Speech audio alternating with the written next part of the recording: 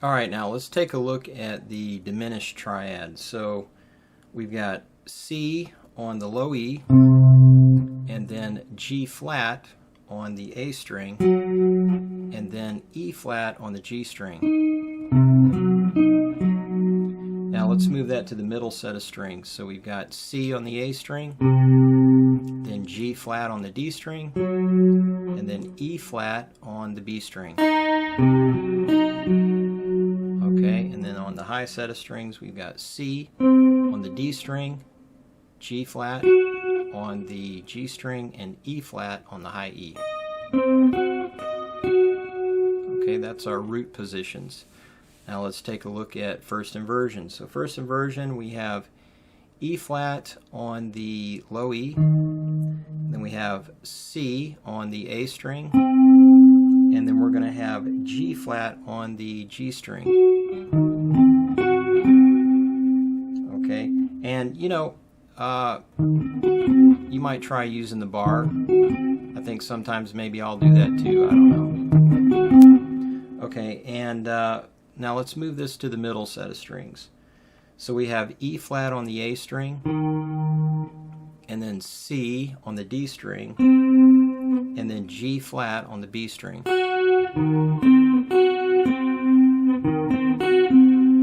Okay, now let's move that to the high set of strings. So we have E flat on the D string, and then C on the G string, and then we have G flat on the high E.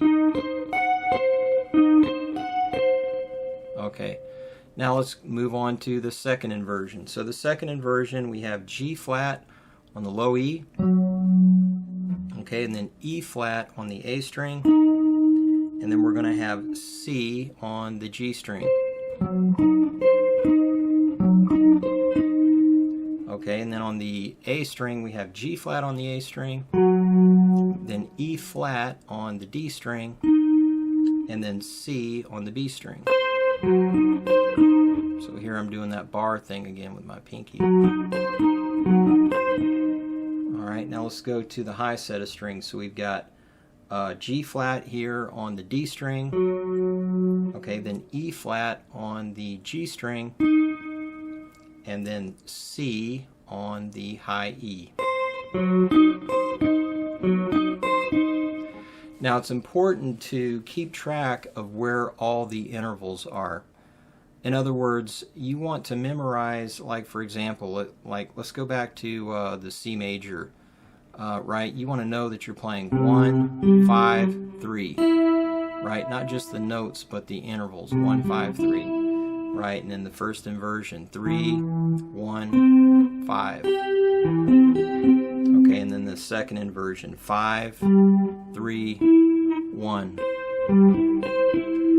And that way, you know, if you understand triads, how they're built, and the different types of triads, if you know what they are, the formulas, you can just alter these spread triads to make other triads. For example, like in the etude that we'll be doing later on, it has a major flat 5 arpeggio or spread triad, okay? So if you know, right, that this is a major triad, this is C major triad, that is C major flat 5, if you know where your 5 is, you just lower the 5, right? So I come over here, I'm like, okay, my 5 is on the B string here. So I would just, right, and then with my second inversion, my 5 is right there on the A string, so I just make it G flat, right? So again, know where your intervals are.